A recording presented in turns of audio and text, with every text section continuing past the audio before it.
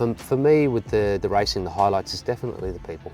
Like, I've made some lifelong friends, some that I consider family, and you know, whilst we're doing everything we can to beat each other out there on the track, it's nothing but love and laughs, you know, back in the pit box. And these friends extend further than the track. You know, it's part of life.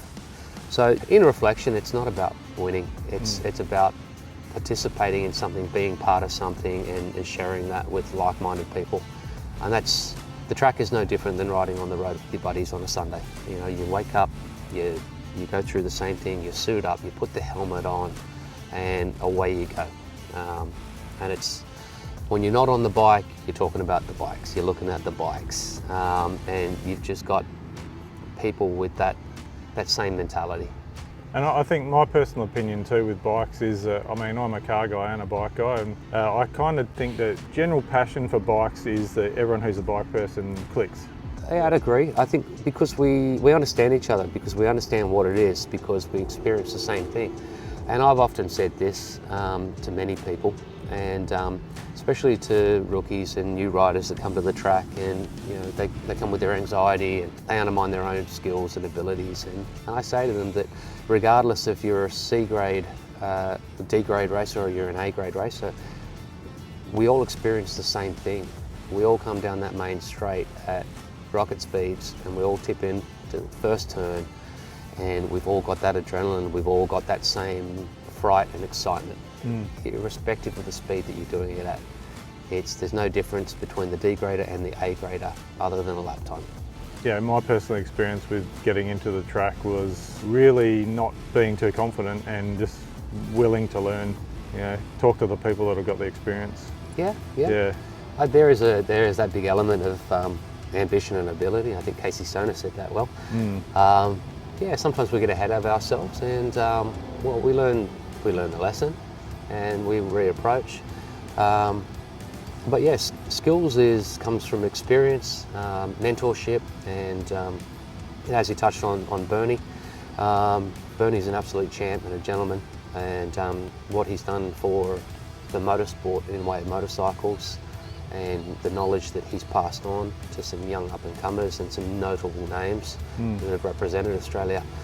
Obviously having the top rider, we'll call it an institution for its time, that's helped a lot of people from road riding right through to introducing to the track, right through to club racing, and then going way further into the international scene.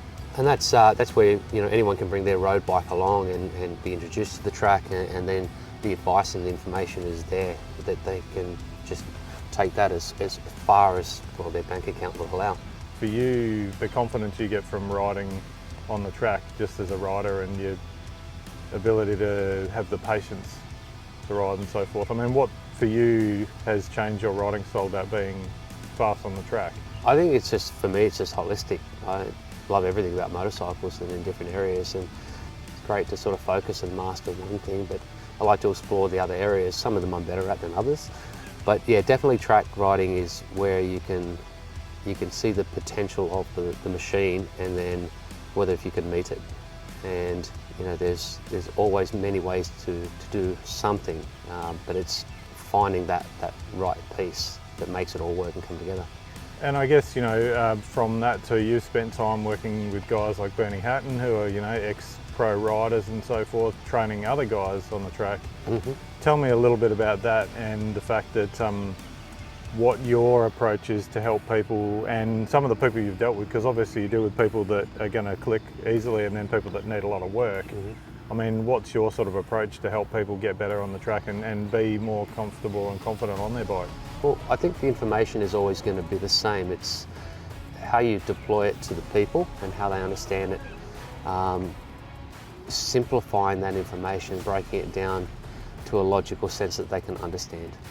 And with some people, it'll be simply as A, B, C, and other people, well, you know, you've got to elaborate much further, and they look on the physics side of things. But we all ride a motorcycle in the same way. You know, we all have hands and feet, and we've got to have them synchronised and work in harmony. I truly do believe that sometimes we overthink it, and that was me for a better part of it. I was overthinking everything. Oh, 100%. And I mean, me personally, I found that, yeah, when I started to clear my head on the track and not think about other things that were completely unrelated to what I was doing, but then also just silly things like breathing. Absolutely, yeah. Breathing, vision, it all comes into play. And it's sometimes the training that we've had have been so instilled in us that we subscribe to it. And we can take that for life. And that's why you see some riders out there that they still don't understand counter steering after 30 years of riding a motorcycle. Because we subscribe to that way of thinking, way of riding, but the bikes are so far developed beyond where we started to now. I did take a 4-year period where I wasn't at the track. I didn't race. I rode bikes. I got into dirt biking, a bit of motocross, and so on. And then I got into doing some endurance riding and hard enduro. But taking that break away from the sports bikes and then coming back to the track, I came with a new approach. And I feel that some of those habits that I'd instilled in myself had been somewhat forgotten and relearned. And relaxed into it, and in recent times I've actually gone quicker than when I started club racing. And I mean, I guess getting back to the bikes themselves and maintenance and so forth, I know you're sort of 50-50, you do quite a bit of work on the bikes yourself and work with some other guys. Tell me a bit about that. Yeah, well, I mean, look, changing wheels and brake pads and doing all the constant maintenance and so on, I'm quite capable. I understand how a combustion engine works and how the electronics plug into each other. But going past that, well, that's when we rely upon good skilled mechanics, and most of the ones that I do use are racers. You interviewed Harley of RB Imports, RB Racing recently, and Harley is, he's a great mechanic, and well, he's a good mate and a fellow racer. We've raced endurance races together, and most recently we undertook the 5-hour at Sydney Motorsport Park. I'm looking up at an amazing blue sky at the moment, so I think we should get these helmets, those bikes, and head for the hills. Well, it is a working day, so I suppose we have to. Thanks, man. Let's go grab a coffee.